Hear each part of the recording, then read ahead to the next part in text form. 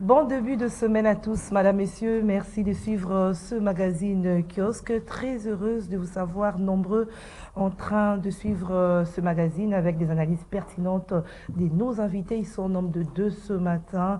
Il s'agit de Tite Lyongi et Eddie Kabeya. Avec eux, nous allons donc analyser l'actualité qui est marquée par des différentes manifestations organisées samedi 20 mai dans la capitale Kinshasa, la marche de l'opposition qui a été réprimée pour faute du respect d'itinéraire établi par l'hôtel de ville de Kinshasa. Il y a eu des blessés, des arrestations. On déplore même le passage à tabac de certaines personnes, notamment un député et un mineur. Analyse et commentaires, c'est dans Kiosque. Et l'hôtel de ville de Kinshasa, du coup, a pris la décision de déposer une plainte ce lundi à charge des opposants organisateurs de la marche. L'hôtel de ville qui constate une violation des orientations données à l'issue de la réunion d'harmonisation. Et des voix se sont levées pour déplorer la répression de la marche. Il y a le CNDH, la CNDH, la Commission nationale des droits de l'homme. Il y a également le ministre des droits de l'homme qui a aussi haussé le ton par rapport à la répression de cette marche. Analyse et commentaires, c'est avec nos invités qui essaieront de rétablir les responsabilités par rapport à ce qui s'est passé samedi dans la capitale. Autre actualité, c'est la 3e édition de l'Assemblée épiscopale des évêques de Kinshasa tenue à par rapport au conflit de Kwamouth. Les évêques ont lancé un message. Ils dénoncent les mains invisibles et sanguinaires à partir de Kinshasa. Retirez vos mains sanguinaires de nos provinces. C'est les conclusions de cette 3e édition de l'Assemblée épiscopale des évêques de Kinshasa qui a été présidée à Kenge par le cardinal Fridolin Ambon. Voilà, ce sont là les deux sujets que nous avons retenus ce matin avec nos invités. Nous allons donc analyser cette actualité. Tite Lyongi, le premier invité, bonjour. Bonjour madame, bonjour à tous ceux qui ont la chance de nous suivre pour analyser. Vous avez aujourd'hui choisi deux sujets qui semble également retenir l'attention, pour ne pas dire qui chauffe le kiosque à journaux en République démocratique du Congo. Je dis également bonjour à mon co-débatteur, à qui je laisse la première de la présentation. Et nous sommes là pour répondre à vos différentes questions, madame. Voilà, merci Tite. Alors, votre co-débatteur, c'est bel et bien Eddie Kabeya. Bonjour Eddie. Bonjour madame, tout le plaisir est pour moi d'assister à cette émission, de débattre avec mon confrère Tito. Je crois que nous avons excusez-moi. Je crois que nous avons un rôle hautement pédagogique à jouer qui consiste donc à informer la population concernant les différentes, je dirais même manifestations qui ont eu lieu le samedi passé. Et nous osons croire que nous allons apporter notre eau au moulin afin d'apaisantir certains esprits par rapport à une telle situation. Alors on commence par Kenge avec la 3e édition de l'Assemblée épiscopale des évêques qui s'est tenue à Kenge. Les conflits de Kwamouth étaient au centre de ces assises et voilà les évêques qui dénoncent une main invisible et sanguinaire à partir de Kinshasa qui est en train de manipuler ce conflit. Quelle analyse vous faites? Madame, je crois que là où il va blesser, c'est du fait que les évêques se sont réunis pour incomber la responsabilité aux autorités. Parce que quand ils disent qu'il y a une main noire, ils devaient être aussi à même de nous expliquer ces mains noires et citer les différentes personnes qui sont à la base de cette situation d'insécurité. Parce que nous les savons pertinemment bien que cette situation est due par le conflit interethnique Teke-Yaka. Et nous le savons comment est-ce que ces conflits a eu plusieurs ramifications. Et d'ailleurs, le président de l'Assemblée nationale, en connivence avec le président du Sénat, se sont d'ailleurs mis d'accord pour organiser des réunions de haute portée pour apporter des solutions avec notamment des notables du coin, les députés nationaux. Je crois que le gouvernement congolais est donc engagé pour résoudre ou solutionner ces problèmes. Mais c'est aussi... Les problèmes qui perdurent, hein, la situation qui perdure. Madame, ça perdure, bien sûr, mais c'est aussi dans cette optique qu'il faut comprendre aussi que le monde de la guerre est devenu un monde dangereux. Parce que si la bipolarité structurelle d'autrefois aurait permis que des conflits identitaires ou nationaux qui bouillonnent sur la surface des États ici de la colonisation soient étouffés, mais aujourd'hui il n'en est pas ainsi. Nous avons une guerre à l'est du pays, une guerre qui du reste persiste, et aujourd'hui l'ouest est à feu et à sang. Mais vous ne voyez pas que, madame, quelque part, si on parle d'une main noire, ces gens-là qui dénoncent la main noire doivent être capables de nous dire s'il s'agit de qui. Vous comprenez? Parce que le gouvernement est donc engagé à résoudre ces problèmes, même si ça persiste. Mais la finalité du gouvernement, c'est de donner des solutions à ces problèmes qui, du reste, met en mal le vécu quotidien de la population. Mais les évêques disent qu'ils ont effectué des visites pastorales, des entretiens, des témoignages, et voilà, ils en arrivent à cette conclusion. Mais la question que l'on doit se poser de toutes nos lèvres ici est celle de savoir, est-ce que la mission de l'Église ou des évêques, c'est de chercher à se mêler dans de telles situations? C'est ça la question fondamentale. Le social Parce que aussi nous les intéresse savons, l'Église. nous le savons pertinemment bien que la mission de l'Église, c'est aller prêcher la bonne nouvelle. Aller partout dans le monde. Mais justement, quand ils vont prêcher, ils se retrouvent face à des situations pareilles, face aux plaintes de la population. On les laisse ce soin au gouvernement, il n'appartient pas au gouvernement de la République et aux évêques de monter au créneau pour fustiger ce genre de comportement. C'est le gouvernement qui est donc engagé à donner des solutions. Parce que quand vous nous prêtez confusion comme ça, au moment où le gouvernement s'engage à résoudre vos problèmes, vous parlez d'une main noire provenant de Kinshasa. Vous ne voyez pas que toute chose de nature à perturber l'ordre public. Ils emmènent la matière au gouvernement. Ils emmènent la matière au gouvernement après des entretiens, après des visites pastorales, comme ils ont dit. Mais quelle matière? Au moment où le gouvernement s'est engagé à résoudre ce problème, ils vont amener quelle matière? Quelle matière au gouvernement? Je crois que les évêques doivent laisser cette responsabilité au gouvernement, parce que le gouvernement est donc là pour résoudre ces problèmes. Ce n'est pas à eux. Ils peuvent donner des solutions, des recommandations, mais dire d'emblée qu'il y a une main noire. Vous ne voyez pas que cela nous dit rien de bon? Rien de bon quant à ça choque, hein? Alors, Tité, quelle analyse vous faites de cette situation, de ces conclusions de la 3e édition de l'Assemblée épiscopale des évêques de Kinshasa, qui était à Kenge 3 jours durant. Donc, c'est du 16 au 21, 25 jours durant. Et il conclut qu'il y a une main noire derrière ce conflit de Kwamout. Écoutez, madame, en tant qu'analyste, nous devons prendre cette déclaration avec beaucoup de réserves et de considérations. Je parle de réserves en telle enseigne que sur le plan du droit, il incombe à l'accusé d'apporter des éléments de preuve. En matière de droit, la preuve, c'est un élément très capital pour apporter la lumière, ce qu'on appelle la vérité. L'Église catholique, n'oubliez pas, c'est parmi des structures mieux implantées en République démocratique du Congo et qui contrôle, je dis bien, l'information et la vie des gens. Quelque part, je ne suis pas d'accord avec mon frère Yves quand il dit que l'Église doit toujours s'occuper des activités spirituelles. L'Église également s'occupe des activités sociales. L'Église s'occupe également sur la formation des citoyens. Mais je crois que la vraie religion, c'est une religion qui... Et dit, vous avez eu votre temps, vous avez eu... Eddie Kabea, s'il vous plaît. Oui, s'il te plaît, parce que nous sommes là, comme tu as dit, un devoir de former et d'informer la population.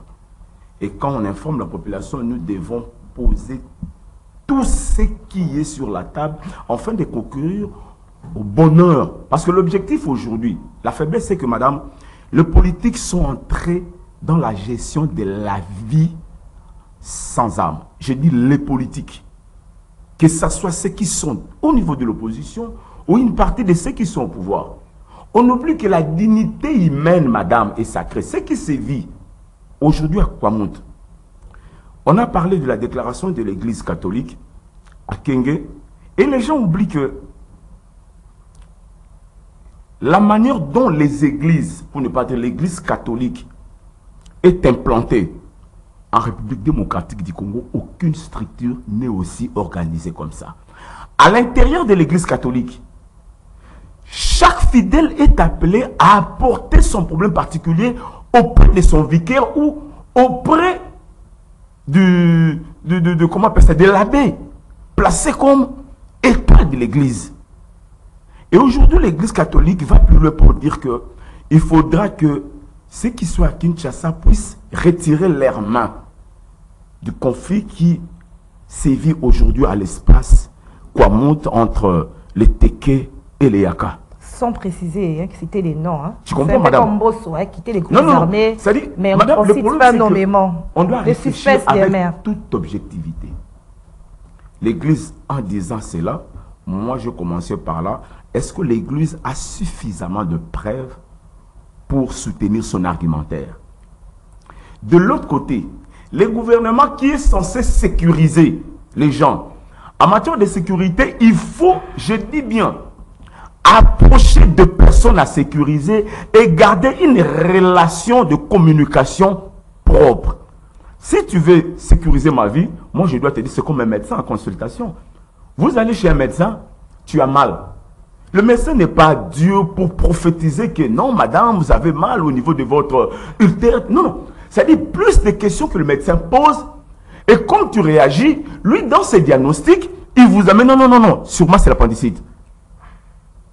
Disons que le gouvernement, comme médecin, est appelé à collaborer avec les structures. Parce que la Constitution elle-même est claire, dit, les structures ou les initiatives privées qui concourent dans le cadre de la formation des citoyens en protection bénéficient des subventions de l'État. C'est à ce moment-là la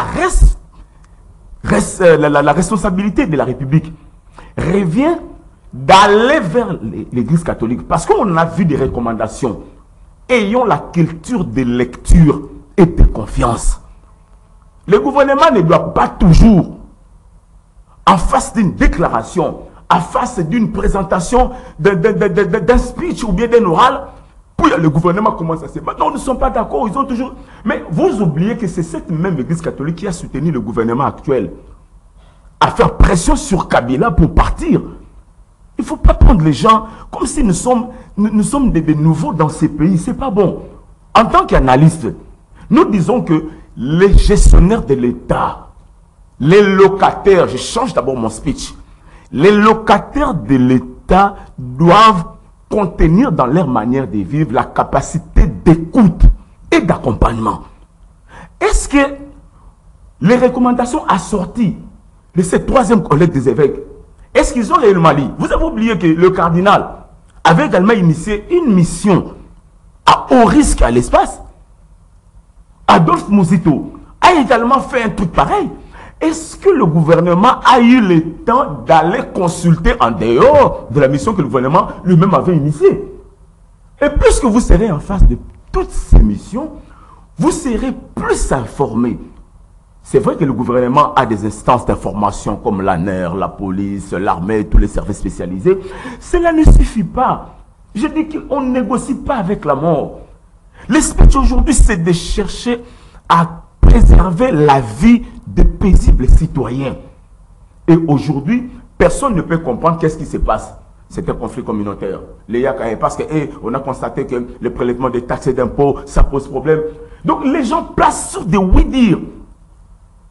Nous n'avons pas aujourd'hui ce qu'on appelle une donnée qualifiée qui peuvent dire qu'aujourd'hui il y a ça. Comme on tâtonne, il faudra que les Congolais se placent autour d'une même table. Aujourd'hui, le chef de l'État est en train de réfléchir. Comment est-ce qu'on peut pacifier le coin? Aujourd'hui, le chef de l'État est en train de se battre. L'opposition, mais l'Église dit à haute voix, il y a une main noire.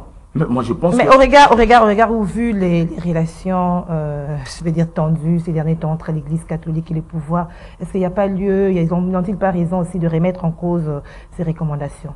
Parce que les relations ne sont pas déjà bonnes au départ. Ce que j'ai aimé, madame, dans cette déclaration, dans l'une des recommandations, les évêques ont été clairs. Ils demandent à ce qu'il y ait une organisation d'une table ronde. Parce qu'en matière de pacification, il y a ce qu'on appelle pourtant la capacité de créer un dialogue. Et les dialogues, on les définit, c'est pas si mon vocabulaire ou mon dictionnaire, comme le lubrifiant par excellence pour assurer la confiance. Il est question de confiance. Je dis confiance parce que si vous analysez la chronologie des faits, madame, vous allez constater que il y a les gens qui ne sont pas prêts pour des élections. Il y a les gens qui n'aiment pas la paix. Comment expliquer un homme que vous appelez, il apparaît, Espace Bandundu, c'est l'espace de paix. Moi, je fais carrière légèrement là. Plus de 15 ans. J'ai étudié là-bas. J'ai terminé là-bas. J'ai travaillé là-bas. Kikout, Bandundu, ville. Donc, ce sont des coins et je parle Kikongo. Et pourtant, je suis Mungala.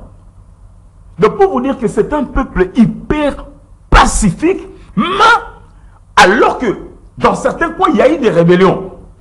Avec les moulélés qu'on sort, mais à Bandundu, non. Pourquoi? Parce qu'ils n'ont pas cette culture. Comprenez la nature de mes frères, de mon peuple. Donc vous appuyez, le peuple Louba. Vous appuyez qu'il y a une main noire. Madame, je dis que il faut le prendre avec beaucoup de réserves. Merci, et également considérer.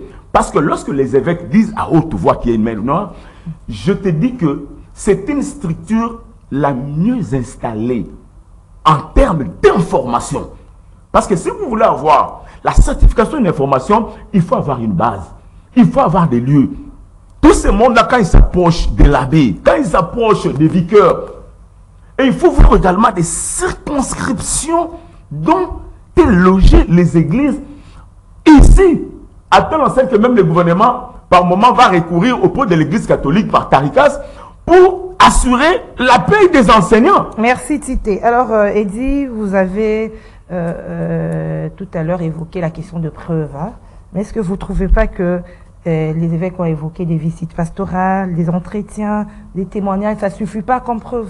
Madame, je crois que... Ce sont des preuves qu'ils ont en main. Je voulais d'abord répondre parce que tu as dit que l'Église catholique est mieux structurée, mieux organisée. Oui, je n'en disconviens pas, mais cette Église aussi doit quitter ce qu'on appelle l'organisation ou la dénomination pour aller vers l'interdénominationnel. C'est-à-dire quoi? Le fond, je m'explique, le fond de cette Église par rapport à certaines prédications, à certains enseignements, je crois que c'est foutu en moule dans la mesure où l'Église catholique a comme mission d'enseigner la parole. Mais qu'est-ce qui se passe? Il y a des credos, des hérésies au sein de cette Église. Il y a un certain nombre de choses qui n'est pas du tout appréciable. Tout est parti depuis les conciles des lycées, où les grands prêtres du monde se sont réunis pour remplacer l'homme à la place de Dieu. Là-bas, tout a été fauché.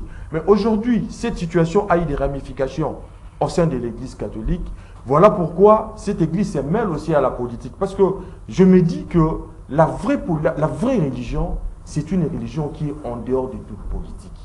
L'Église catholique ne peut pas se mêler à la politique. Même si il y a à prendre langue avec certaines communautés, comme vous l'avez si bien mentionné, moi je crois que, madame, qu'on puisse ne serait-ce laisser cette problématique à l'État. Parce que c'est l'État qui est mieux engagé pour résoudre ces problèmes. Ce n'est pas l'Église. Oui, l'Église peut se limiter au niveau des recommandations, comme l'a dit Tité. L'Église peut se limiter au niveau de donner des conseils. Mais c'est mêlé à ces problèmes. C'est ce qu'elle a fait. C'est mêlé comment? Parce que la démarche de l'Église, telle que vous l'avez présentée, c'est pour apporter la paix, solutionner ces problèmes. Mais maintenant, quand l'Église catholique dit qu'il y a une main noire, et c'est une façon d'apporter la paix. Non, mais c'est la vérité. Selon elle, c'est la vérité. S'il y a une main noire, est-ce que l'Église ne peut pas apaiser les esprits face à ces mains noires? Par exemple, faire quoi, par exemple? Mais peut-être trouver le gouvernement ou l'État ou le président de la République, lui dire, même en huis clos, qu'il y a une main noire. Mais le dire comme ça aux grandes dames, il y a une main noire, est-ce que c'est une façon de donner solution à ces problèmes? Ou l'Église catholique est là pour diviser? Non, madame, je crois que la solution reste et restera le gouvernement de la République démocratique du Congo, qui est en train d'ailleurs de fournir des efforts pour résoudre ces problèmes de l'Est. Parce que moi, je crois que l'Église catholique, lorsqu'il a eu à prendre langue pour... même dans les lieux où il a tenu son assemblée épiscopale, moi je crois qu'elle est un peu sortie de la léthargie. Parce que la situation a été déjà mise à bras le corps par le gouvernement de la République démocratique du Congo. mais elle vient en second. Quand vous dites pris à bras le corps, vous voulez dire quoi? Vous entendez C'est-à-dire quoi? que le gouvernement reste, la situation demeure, les gens continuent à mourir. Résolument engagé. Parce que quand vous dites que la situation demeure, est-ce qu'il appartient à l'Église catholique d'aller mettre la paix à l'Est, et en fait, dans cette partie du pays, dans ces coins du pays? Non, je ne pense pas. Mais il y a des fidèles de ce coin-là, dans ce coin-là. Oui, les fidèles, oui. La situation inquiète tout le monde, madame. On n'en disconvient pas. La situation inquiète presque tout le monde. Mais on a besoin de la solution face à cette situation. C'est ça, en fait, la question que l'on doit se poser. On a besoin de la solution. Qui doit apporter ça fait partie de la solution, ces recommandations. Les recommandations, elles ne suffisent pas. Mais sur le plan pratique.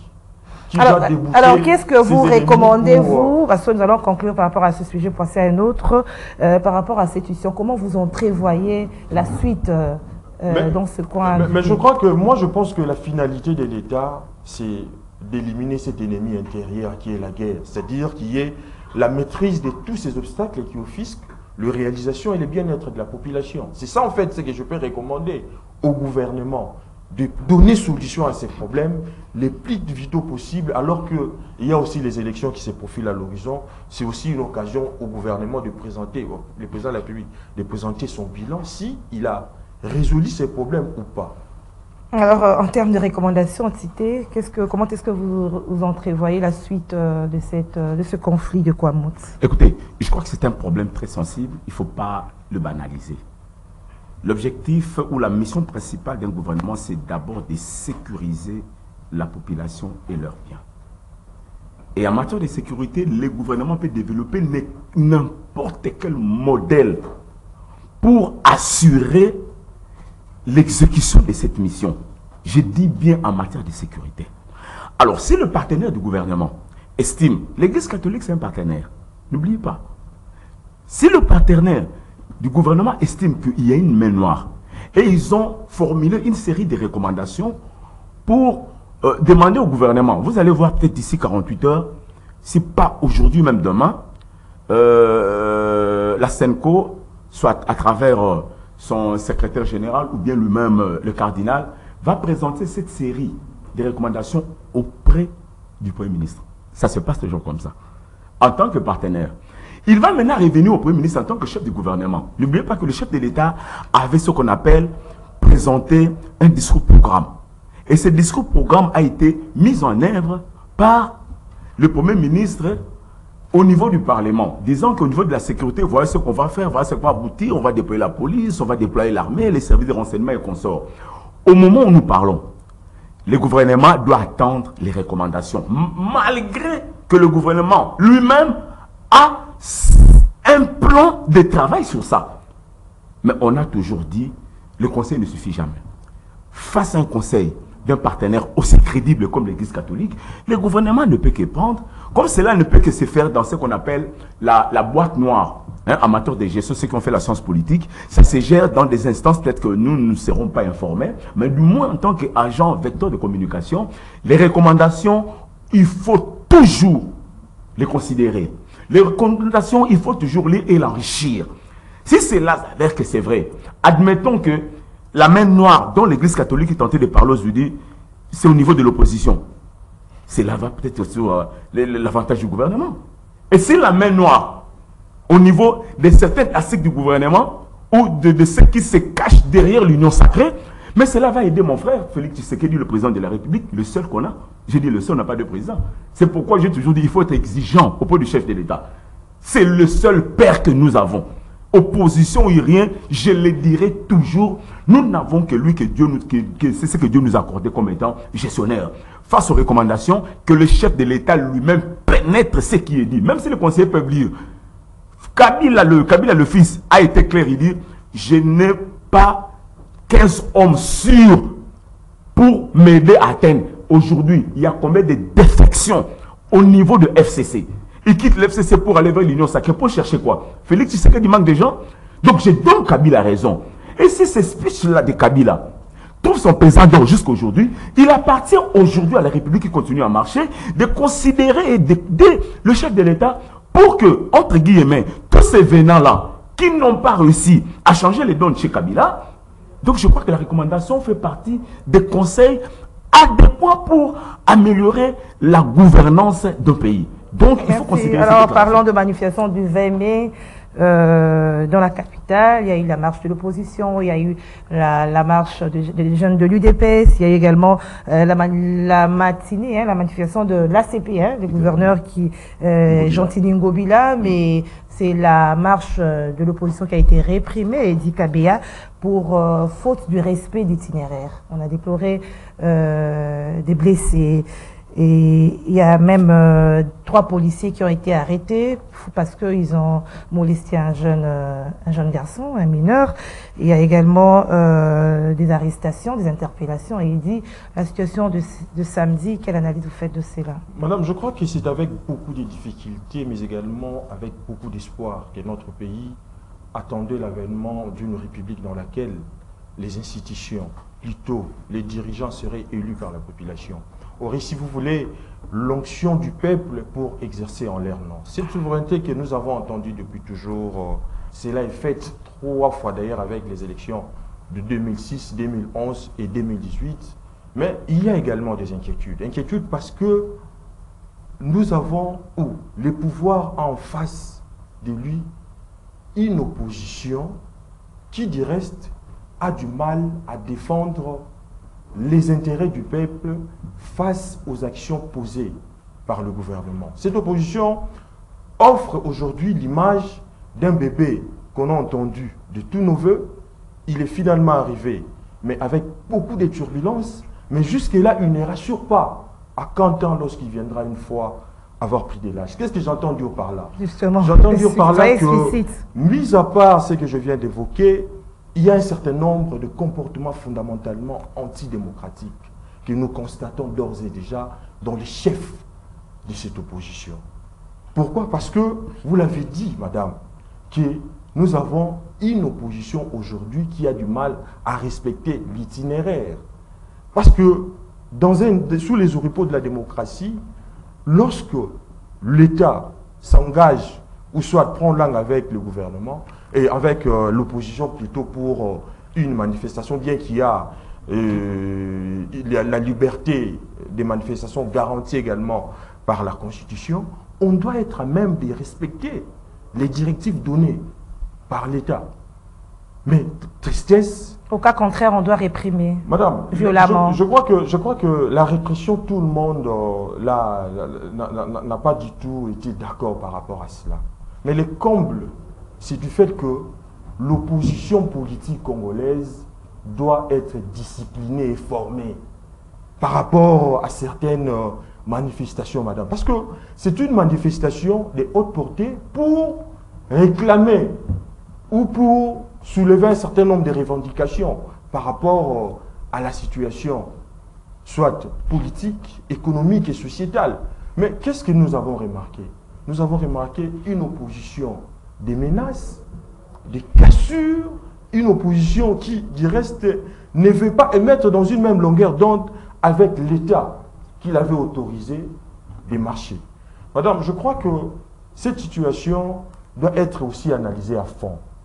La question que l'on doit se poser aussi de toutes nos lèvres ici est celle de savoir pourquoi permettre le même jour 3 manifestations. Là, c'est le gouverneur. Mais je vous pose une question d'abord avant que vous passiez à l'autorisation de 3 manifestations le même jour. Est-ce que vraiment le pouvoir actuel, qui a passé 32 ans dans l'opposition, devrait agir de la sorte avec les opposants d'aujourd'hui? Parce qu'on sait que lorsqu'ils étaient dans l'opposition, ils étaient tout le temps dans la rue. Hein? Madame, c'était comme ça avec le pouvoir de Kabila. Tout le temps dans la rue. Mais à l'époque, toutes les manifestations étaient étouffées comme dans l'œuf. Alors il faut faire de même. Il faut faire de même. S'il vous plaît, aujourd'hui, vous vous souviendrez, Martin Fayoulou, par manque de respecter l'itinéraire, il s'est retrouvé à Mamaembo avec une tête enflée à l'époque de Kabila. Mais aujourd'hui, qui a été tabassé parmi les opposants? Les mineurs. Qui a été... Mike Mukebai. Mike Mukebai n'a pas été tabassé. Mike Mukebai a été qualifié sur terrain comme un semeur de troubles et de désordres. Alors l'État devait l'appréhender pour lui empêcher de faire tout ce qu'il avait comme initiative et pensé pour... Parce que, madame, je crois que lorsqu'un individu se retrouve parce que ça c'est un complot, ce qui s'est passé le jeudi, contre la République. Et lorsqu'un individu se retrouve dans une espèce de complot ou de conspiration pour des faits graves, je crois que c'est une affaire politique, une affaire d'État qui nécessite à ce que l'État puisse lui interpeller par rapport à la dite situation. Alors, il dit, avec le pouvoir de Félix Tshisekedi, hein, ce pouvoir, on a vu la première marche de l'opposition sous Félix Tshisekedi. C'était encadré par la police, c'était calme et c'était fini. Est-ce qu'il ne fallait pas laisser les opposants marcher librement, comme c'est fut dans l'autre marche, la première marche? Si les opposants les organisateurs ont eu à respecter l'itinéraire, la marche allait bien se passer. Mais malheureusement, ils n'ont pas pu respecter l'itinéraire, madame. Mais madame, on se pose aussi la question de savoir qui, parmi les organisateurs, ont eu à saisir l'autorité urbaine. C'est décidé ensemble pour les changements ou comment? Parce que il y avait une réunion d'harmonisation. Une réunion d'harmonisation, bien sûr. Mais qui devait saisir? Parce qu'on doit avoir la nomination, la connotation du parti politique ou de ces regroupements. Est-ce que ces regroupements ont un arsenal juridique? Est-ce que ces regroupements est reconnu par son nom propre? C'est ça la question que l'on doit se poser. Parce que vous l'avez dit, bien évidemment, qu'on a assisté à la participation des mineurs dans cette marche. Qui a recruté ces mineurs? Est-ce qu'il appartient aux mineurs de moins de 18 ans de participer à des manifestations politiques? C'est pour autant qu'ils devaient être molestés de la sorte? Madame, molestés, vous avez vu les comportements de ces garçons. Pensez-vous qu'un mineur peut se comporter de cette façon, en train de jeter des pierres aux policiers? Pensez-vous à cela? Merci Eddy. Alors je donne la parole aussi à Tite. Je reviens à vous. Tite, votre analyse par rapport à cette ces il y en avait 3, hein, ces manifestations du 20 mai. Bien avant, madame, on avait déjà sonné la latte alarme auprès de l'autorité urbaine parce que tout le monde savait qu'il devait y avoir des déviances, il devait y avoir des ratés. Et on a dit à Gentilly Ngobila, soyez patriotes. On a eu la chance, madame, de participer plusieurs fois à des manifestations dans d'autres pays, à l'instar de la France par exemple, où Hidalgo, même si elle fait partie, maire de Paris, d'un parti politique, d'un mouvement politique, mais Hidalgo, en matière d'autorisation de marche ou d'expression de liberté publique, Hidalgo rentre française. Parce qu'en matière sur la liberté publique, deux choses. Il y a d'abord ce qu'on appelle la liberté intellectuelle et la liberté physique. Deux choses. La liberté intellectuelle, madame, comme les instruments internationaux autorisent, auxquels la RDC a ratifié, permettant à tout citoyen de manifester librement lorsqu'il n'est pas d'accord, mais en informant. Là, nous sommes dans le régime d'information. Et lorsque l'autorité urbaine est informée, il lui appartient maintenant de faire quoi? De canaliser. Dans la canalisation, c'est à ce moment-là maintenant, on va demander aux organisateurs de souscrire à un certain principe, entre autres, l'assurance par exemple, je ne sais pas ici si ça existe. Ici, vous acceptez de manifester. Est-ce que vous demandez combien de policiers pour vous accompagner? Si jamais il y a des casses, qui va payer? Si jamais il y a tel, ce sont des questions qu'on se pose. Ça a été fait lors de la réunion d'harmonisation avec le gouverneur de la ville. Est-ce que maintenant, les gouverneurs de la ville, parce qu'on a dit, il appartient maintenant à l'autorité de faire quoi? De voir l'aspect sécuritaire. Dans la sécurité, l'autorité Gentilly, en son humble avis, autoriser deux marches, parce que troisième activité là, ça ne nous intéresse pas. Deux activités où Moïse Katumbi est ici à Kinshasa. Vous êtes en face de Délice Sesanga avec sa capacité intellectuelle très pointue. Vous avez Matata, quelqu'un qui a réussi à gérer, j'insiste bien, des histoires de la Banque mondiale qui a convaincu tout le monde. Et de l'autre côté, Faïlou, qui a été côte à côte avec Tshisekedi aux élections de 2018. De l'autre côté, un grand parti politique comme l'UDPS, Je dis un géant parti, la fille aînée de l'opposition à la République démocratique du Congo, où toute l'opposition que nous voyons ici tire leur subsistance. Donc c'est que le gouverneur de la ville a traité cette histoire avec beaucoup de légèreté. On l'a crié à haute voix. C'est pas pour la première fois. Le président de la République, l'année passée, a permis à l'opposition de marcher. Vous avez vu ces gens-là ont marché et après... Il n'y avait pas d'incident. Mais... Madame, permettez. C'est très sensible parce qu'aujourd'hui, le gouvernement est en train de parler sur la responsabilité de chacun. On a vu le porte-parole du gouvernement, Patrick Mouya, sorti pour dire qu'il faudra que les responsabilités soient établies. Et s'il faut parler des responsabilités, le gouverneur de la ville saute vite pour faire sortir un communiqué, on porte plainte, papa. Alors que, regardez bien, les institutions, pour ne pas dire les structures du gouvernement, c'est là où on dit que, en tout cas, Tshisekedi est encore démocrate encore. Au sein du gouvernement, tu as vu comment je bougeais. On peut le critiquer, on peut dire qu'il est un peu démocrate. Au sein du gouvernement, Albert Fabrice Pouela, le ministre des Droits humains, aussitôt, pas une réaction spontanée. Ce n'est pas tout. Tu as parlé ici du CNDH, le grand Paul Sampou, c'est lui qui a été le vice-président de la commission des droits de l'homme dans le monde. Aujourd'hui, Félix Tshisekedi le récupère comme étant responsable ennemi. Il a fait une déclaration. Donc pour dire que même dans le gouvernement, il y a certains comportements qu'on n'a pas soutenus. Ils ont plus déploré le non-professionnalisme de policiers. Hein, parce que Madame, vu tabasser. Je vais vous dire la vérité. Il y a des plaisirs à certains. Kassongo savait les jeux qu'il jouait. Dans une réflexion, je l'avais fait depuis la semaine passée. À quoi joue le jeu du gouverneur de la ville?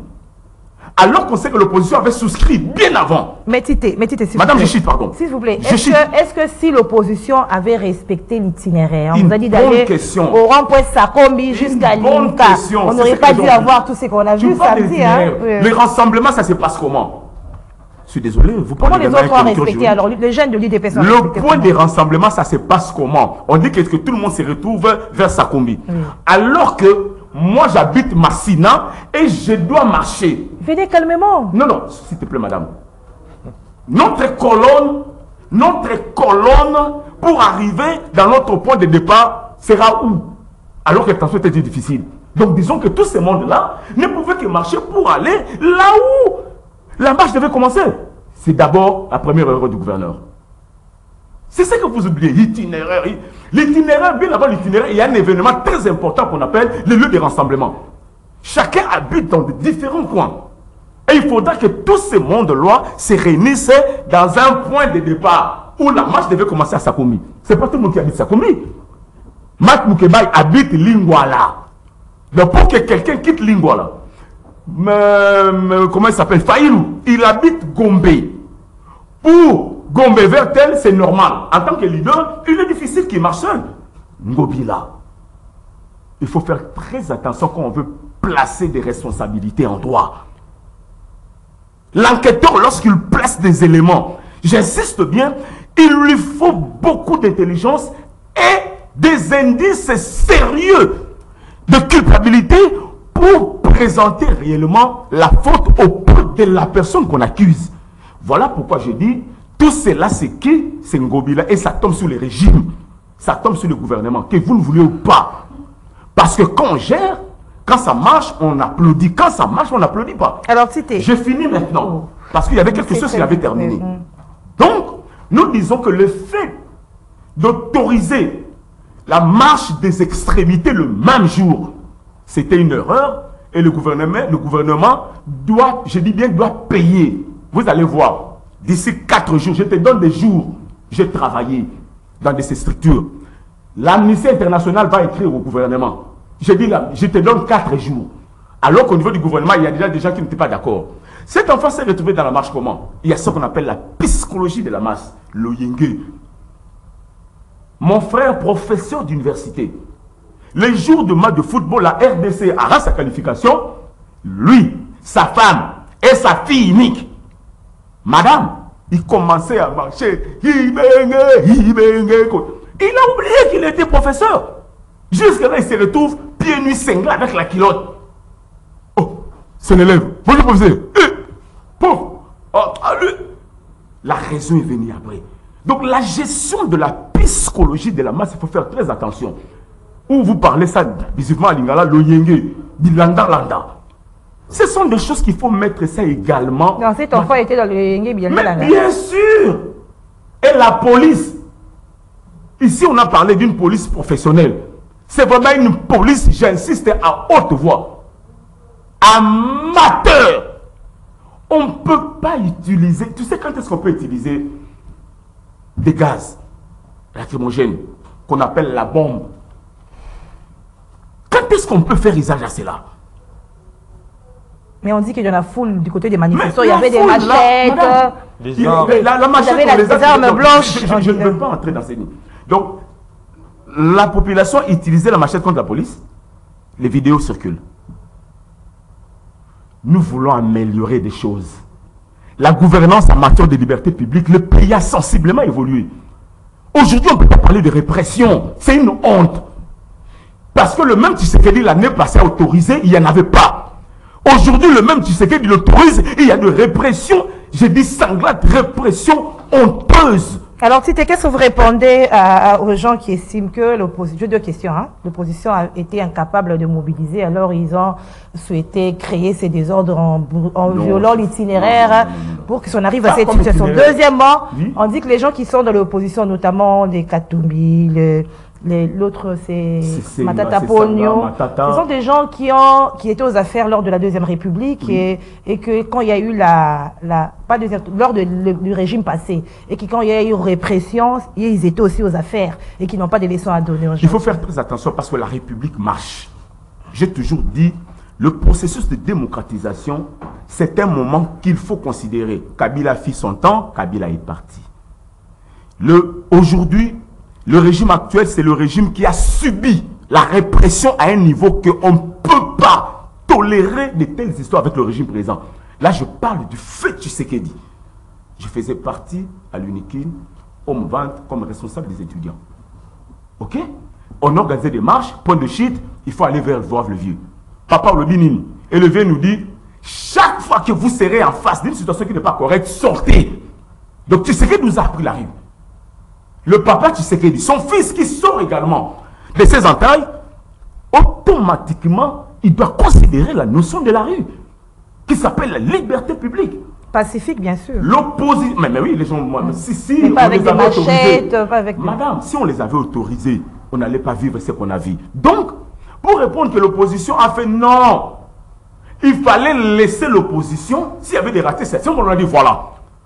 Lors de nos débats, vous avez souscrit à ça. Lors de nos débats, vous avez souscrit à ça. Et au finish, c'est à ce moment-là maintenant, on pourrait passer à des arrestations.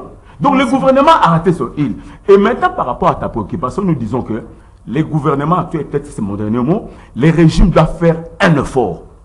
Le régime de Tshisekedi ne peut jamais, je le dis à haute voix, jamais faire usage à une force disproportionnée. Parce que c'est ça ce qui a constitué notre lutte. Oh, et toi aussi, bien sûr. Nous tous, c'est la fille aînée. C'était le seul parti qu'on avait. C'était que l'UDPS. Et cette UDPS-là, aux affaires, on ne veut pas voir un Gobila qui fait face, j'insiste bien dans le matérialisme, le ministre de l'Intérieur, qui fait face avec des intentions. Il faut que mes agents voient. Nous ne sommes pas des enfants, je dis à haute voix, de Peter Kazadi, moins encore de Ngobila. Nous sommes des Congolais et Tshisekedi, comme un démocrate, doit ouvrir les yeux. C'est aussi l'occasion pour que Ngobila prenne le temps de démissionner des partis parce que depuis qu'il est là, il ne fait qu'énerver la population, enrichir de morts. On ne gère pas la République avec la matérialisme. Alors, Edi Kabea, on dit que la répression a repris. C'est déjà vu à l'époque, à la veille des élections. Madame, je crois que je n'ai aucune prétention de parler en pontif à propos au fait auquel notre pays se trouve, des sujets passifs ou d'observation qui nécessiteraient aussi d'être impartial à ses opinions. Et j'affirme néanmoins sans embâche que ce que je dis, cela n'engage que ma personne. Et ça ne représente en rien l'opinion d'un parti ou d'une faction politique, madame. Je crois que lorsque mon frère dit ici que les vieux Étienne Tshisekedi les a appris que lorsqu'il y a une injustice, il faut carrément sortir pour réclamer. Je peux aussi dire aujourd'hui comme Mahatma Gandhi, qui a dit que Lorsqu'un individu prend conscience que les lois qui régissent sa société sont injustes et arbitraires, il a le droit de se révolter. Mais on doit se révolter comment? Parce que s'il faut voir les préoccupations soulevées par l'opposition, il y a entre autres l'insécurité. Si l'insécurité persiste aujourd'hui, c'est l'essence le plus élevé de Félix Tshisekedi qui n'a pas voulu accepter les accords bidons qui ont eu à brader le pays, signés autrefois par le régime passé, en l'occurrence Joseph Kabila, qui a eu à signer des accords qui aujourd'hui a bradé le pays. Mais Félix Tshisekedi, en tant qu'un patriote, un Congolais, il a jugé opportun de foutre en moule ces genres d'accords. Voilà pourquoi il y a une résistance. Je crois que la crise de notre pays s'insère aussi, parce que quand l'opposition réclame l'insécurité, l'insécurité s'insère aussi dans les cadres des affrontements, des intérêts capitalistes ou nôtres. Et puis, nos propres faiblesses internes ont plus d'une fois contribué à favoriser la confusion parmi nous, au même moment où les usines et les maisons de commerce occidentales chantent la prospérité. Alors que c'était le moment de se réunir pour voir d'où vient l'insécurité, quelles sont les causes qui ont eu à susciter cette insécurité. Mais malheureusement, l'opposition n'a pas pu intérioriser cette évidence. Il a jugé bon de marcher. Mais malheureusement, nous avons, ou soit l'opinion tant nationale qu'internationale, a sans nul doute compris que l'opposition n'est que fantaisiste. L'opposition n'existe déjà plus avec l'avènement de Félix Tshisekedi à la tête du pays. Parce que la preuve est là. Ils n'ont pas pu mobiliser une affaire même de 3000 militants sur la rue. C'est une preuve, malgré les $20, l'offre de $20 qu'on avait imposée à chaque membre. Madame, il y a eu l'argent qui a été dissipé. Nous le savons pertinemment bien.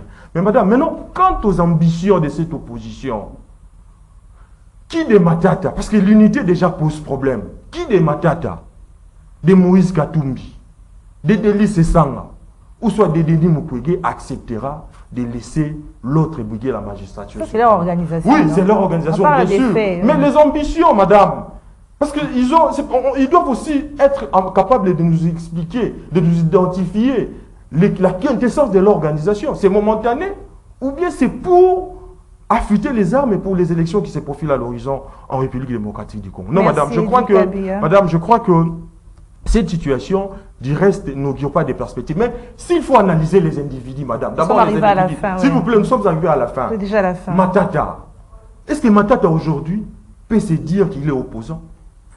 Est-ce que Matata aujourd'hui peut se réclamer comme étant opposant? Quelqu'un qui a foutu en moule, qui a saigné à blanc les caisses de l'État. La débâcle de Moukanga Alonso nous en dit plus. Est-ce que Matata peut se dire aujourd'hui qu'il est opposant? Délice Sanga. Pourquoi, vous savez pourquoi il se retrouve là-bas? Parce qu'il a été déçu. Son père a été viré de l'Assemblée nationale du Kasaï.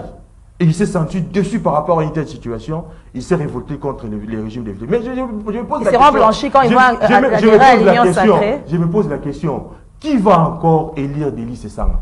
Parce qu'en 2018, Délice Sanga a demandé la permission à ses frères de Lamouka d'aller battre campagne au nom de Félix Tshisekedi chez lui à Luisa. Mais aujourd'hui, il s'est révolté contre Félix Tshisekedi. Dis-moi, madame, vous pensez qu'il sera encore réélu comme député national? Non, c'est la population qui va... la population, bien sûr. Mais quelle population? Vous savez que les Kasaï, c'est les passions de l'IDP, c'est les passions du Kasaï. Merci, Edi Qu'est-ce qui est fini, Edi? Merci, madame. Vous avez fini, alors. Merci à Tite Lyongi, merci à vous, fidèles téléspectateurs, merci à l'équipe technique, merci à Doudou Montiri, l'homme de Mongafoula. Madame, messieurs, on se retrouve demain à la même heure. Au revoir.